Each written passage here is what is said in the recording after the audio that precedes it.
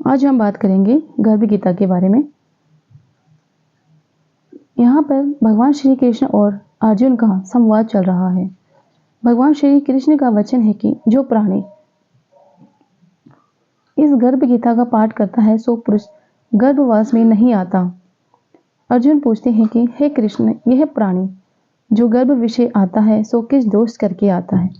जब यह जन्मता है तब इसको जरा आदि रोग लगते हैं, फिर मृत्यु होती है। हे प्रभु जी, वह कौन सा कर्म है जिसके करने से प्राणी जन्म मरण से रहित होवे?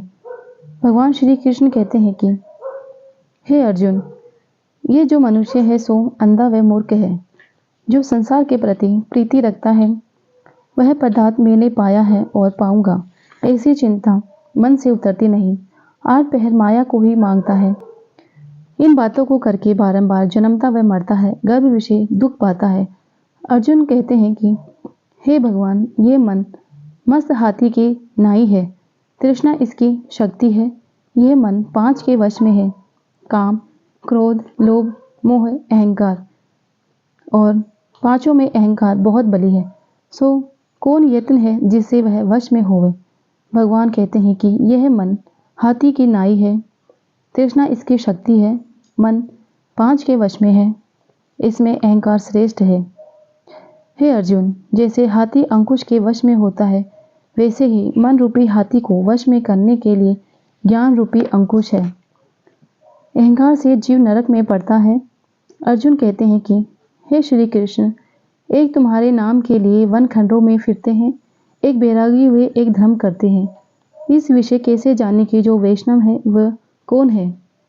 श्री कृष्ण कहते हैं कि एक मेरे नाम के लिए वनों में फिरते हैं, एक सन्यासी कहलाते हैं, एक सिर पर जटा बांधते हैं, एक भस्म लगाते हैं। इसमें हम नहीं है, क्योंकि इन विषय अहंकार है। अर्जुन कहते हैं कि हे भगवान, वे कौन से पाप है जिसे करने से स्त्री मर जाती है और जिससे पुत्र मर जाते हैं, और नपुंसक किस पाप से होते हैं? भगवान कहते हैं कि जो किसी से कर्ज लेता है, देता नहीं, इस पाप से स्त्री मरती है, और जो किसी की रखी हुई अमानत पचाए लेता है, उनके पुत्र मरते हैं। जो किसी का कार्य किसी के गोचर आय पड़ने पर और वह जबानी कहेगी मैं तेरा कार्य कर दूंगा, जब वह समय पड़े तब उसका कार्य नहीं करे, इस पाप से नपुंसक होता है। ये बड़े पाप है। अर्जुन कहते हैं कि हे भगवान, किस पाप से मनुष्य सदा रोगी रहता है और बिल्ली, स्त्री तथा टट्टू का जन्म किस पाप से होता है? भगवान कहते हैं कि जो मनुष्य कन्यादान करते हैं और इस दान में मूल्य लेते हैं वे दोषी हैं, वे मनुष्य सदा रोगी रहते हैं। जो विषय विकार के वास्ते मदिरा पान करते हैं सो टट्टू का जन्म पाते हैं। सो रसोई बनाकर पहले आप खा लेते हैं और पीछे परमेश्वर के अर्थ दान करते हैं, वे बिल्ली का जन्म पाते हैं। जो मनुष्य अपनी झूठी वस्तु दान एवं झूठी गवाही देते हैं, वे स्त्री का जन्म पाते हैं। अर्जुन कहते हैं कि हे कृष्ण, कई मनुष्यों को तुमने सुवर्ण दिया है और कई मनुष्यों को हाथी, घोड़े तथा रथ दिए, उन्होंने कौन से पुण्य किए हैं? भगवान कहते हैं कि हे अर्जुन, जिन्होंने स्वर्ण दान किया है उसको हाथी वाहन मिलते हैं। जो परमेश्वर निमित्त कन्यादान करते हैं सो पुरुष का जन्म पाते हैं। अर्जुन कहते हैं कि जिन पुरुषों की सुंदर देह है, उन्होंने कौन सा पुण्य किया है? किसी के घर संतति है, कोई विद्वान है, उन्होंने कौन सा पुण्य किया है?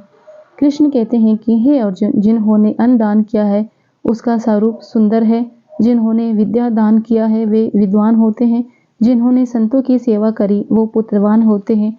अर्जुन कहते हैं कि हे भगवान, किसी को धन से प्रीति है, कोई स्त्रियों से प्रीति करते हैं, इसका क्या विचार है? भगवान श्री कृष्ण कहते हैं कि हे अर्जुन, हर किसी का धन, स्त्री सब नाश रूप है, मेरी भक्ति का नाश नहीं। अर्जुन कहते हैं कि हे भगवान, राजपाट किस धर्म से मिलता है? विद्या कौन से धर्म से मिलती है? भगवान श्री कृष्ण कहते हैं कि हे अर्जुन, जो प्राणी श्री काशी जी में निष्काम भक्ति से तप करते हैं, देह त्यागते हैं सो राजा होते हैं। जो गुरु की सेवा करते हैं सो विद्वान होते हैं। अर्जुन कहते हैं कि किसी को अचानक धन बिना परिश्रम के मिलता है, कोई सारी उम्र रोग रहित होते हैं, सो उन्होंने कौन से पुण्य किए हैं? भगवान कहते हैं कि हे अर्जुन, जिन्होंने गुप्त दान किए हैं उनको धन अनायास ही मिलता है। जिन्होंने परमेश्वर का कार्य और पराया कार्य संवारा है वे रोग से रहित होते हैं। हे अर्जुन, अपने गुरु की स्त्री से गमन करते हैं सो अमली होते हैं, जो गुरु से विद्या पढ़कर मुकर जाते हैं सो गूंगे होते हैं, जिन्होंने कुकर्म किया है वे कुष्ठी होते हैं। हे अर्जुन, किसी की देह में रक्त का विकार होता है, कोई दरिद्रता होते हैं, किसी को खंडवायु होती है, कोई अंधे होते हैं, कोई पंगुल होते हैं, कोई स्त्रियां बाल विधवा होती है, सो कौन से पाप से होती है?